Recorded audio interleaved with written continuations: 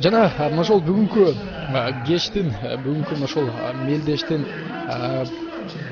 чемпиондук куруу үчүн болгон беттеште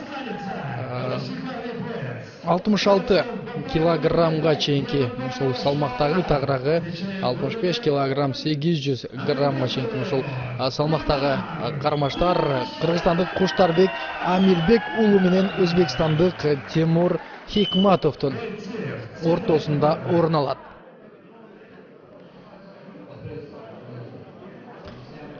Куштарбек Амирбек уулу тууралуу айта турган болсок, буга чейин 23 жаштагы спортчу VF Pro Fight 4-тө 9-чу 10-чу жана 12-чи турнирлеринде жеңишке жете алган.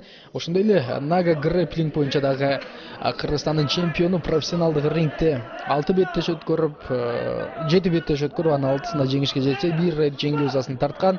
Өмүрбек Бапаев менен Шола Аманбаевдин кол астында ошол Лига спорт клубунда машыккан Куштарбек Амирбек уулунун Конар деген дагы ошол кайман аты бар. Ал эми анын каршылашы өзбекстандык Темур Хикматов 20 жашта, боюнун узундугу 172 сантиметр, кикбоксинг боюнча Өзбекстандын чемпиону. Буга чейин профессионалдык рингте бир беттеш өткөрүп, ишенимдүү жеңишке жете алган Темур Хикматов бүгүн эми мынтип чемпиондук куруу үчүн дагы беттеш өткөрүүгө мүмкүнчүлүк алып турат. Ал Мансур Тугузбаевдин кол астында Монгуст спорт клубунда машыгат жана Куштарбек Амирбек уулу каршылашын тейкдаунга кетирип, буттарын өз көзөмөлүнө алгандан кийин мынтип анын муунтусуна дагы түшүп калат жана Темур Хикматов тандашын муунталабы. Куштарбек Амирбек уулу мынтип чыканагы менен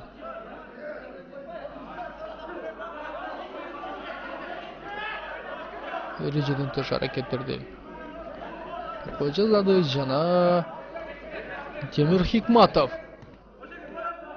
тандашын муунталат, бирок анын капталын кайыштыра Куштарбек Амирбек уулу соккуларды жолдойт жана албетте кубаттуу соккуларга чыдай албаган Темур Хикматов атандашын ошо жиберди жана болушунча эми аны байлап алууга аракетин көрдү. Бирок Куштарбек Амирбек уулу өзүнүн аракеттерин ишенимдүү көрүүгө дагы даяр жана Куштарбек Амирбек уулунун деп чемпиондук курууга болгон аракеттери жөн жерден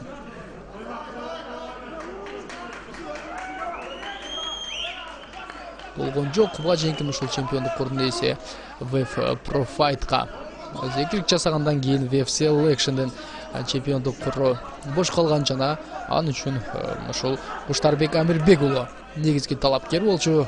Бүгүн эми өзбекстандык Темур Хикматов менен кыл чайнашкан беттеште мекендешибиз өзүнүн үстөмдүгүн жүргүзүүгө дагы умтулат. Жолсо ошол биз Куштарбек Амирбек уулу деп аны Конар деп койсок дагы болот жана Конар, кыргыз Конар аракеттерди көрүүгө умтулат. Айтор ушул биздин мекендешибиз Куштарбек Амирбек уулу бул жерде өзүн Конар элестеткен болсо, анын астында жаткан Темур Хикматов өзүн ушул Хабиб Нурмагомедов элестетүүсү дагы бул четке какпай турган нерсе жана биз спортчулардын аракеттерин байкайбыз. Ал эми ошол жөн гана мисал катары айтылган сөз. Чындыгында бул жерде Куштарбек Амирбек уулу менен Темур Хикматовдун ортосундагы чемпиондук куруу үчүн болгон беттеш жана Куштарбек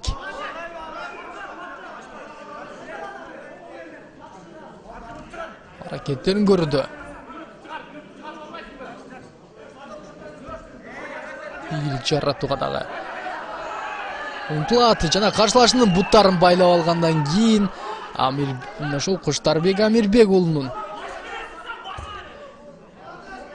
мүмкүнчүлүктөрү артып турат жана өзбекстандык Темур Хикматов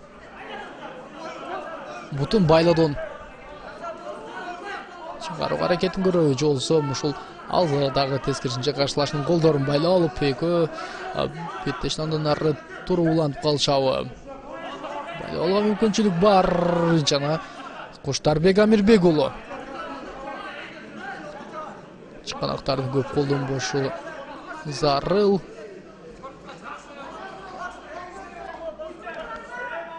Ортодо жакынкы